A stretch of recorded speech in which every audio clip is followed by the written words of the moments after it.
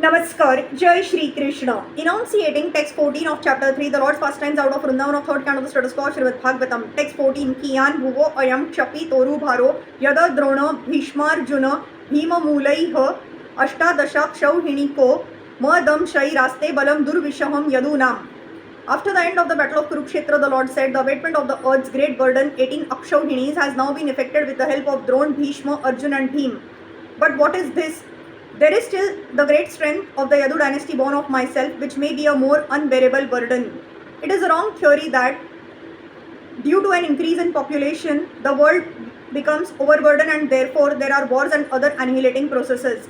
The earth is never overburdened. The heaviest mountains and oceans on the face of the earth hold more living entities than there are human beings, and they are not overburdened.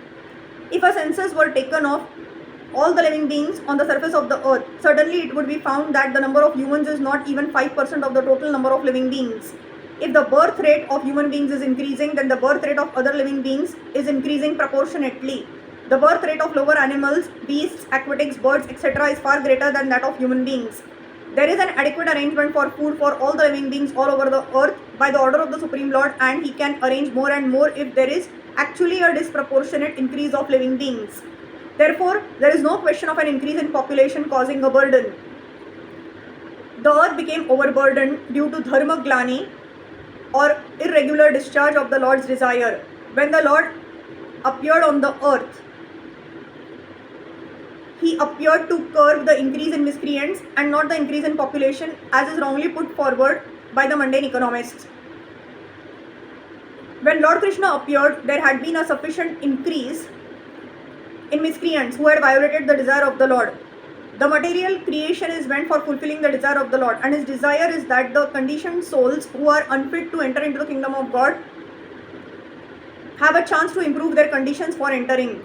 The entire process of cosmic arrangement is intended just to give the chance to the conditioned souls to enter the kingdom of God, and there is an adequate arrangement for their maintenance by the nature of the Lord.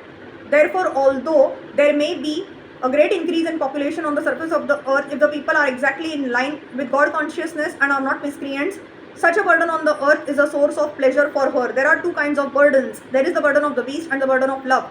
The burden of the beast is unbearable, but the burden of love is a source of pleasure. Srila Vishwanath Chakravarti describes the burden of love very practically.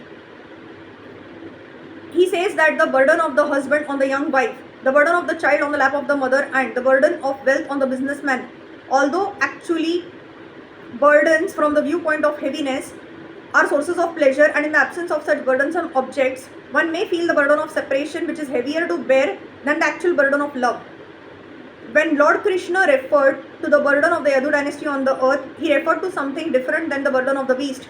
The large numbers of family members born of Lord Krishna counted to some millions and were certainly a great increase in the population of the earth, but because all of them were expansions of the Lord himself by his transcendental plenary expansions, they were a source of great pleasure for the earth. When the Lord referred to them in connection with the burden on the earth, he had in mind their imminent disappearance from the earth. All the members of the family of Lord Krishna were incarnations of different demigods, and they were to disappear from the surface of the earth along with the Lord. When he referred to the unbearable heaviness on the earth in connection with the Yadu dynasty, he was referring to the burden of their separation. Srila Jiva Goswami confirms this inference. Hare Krishna.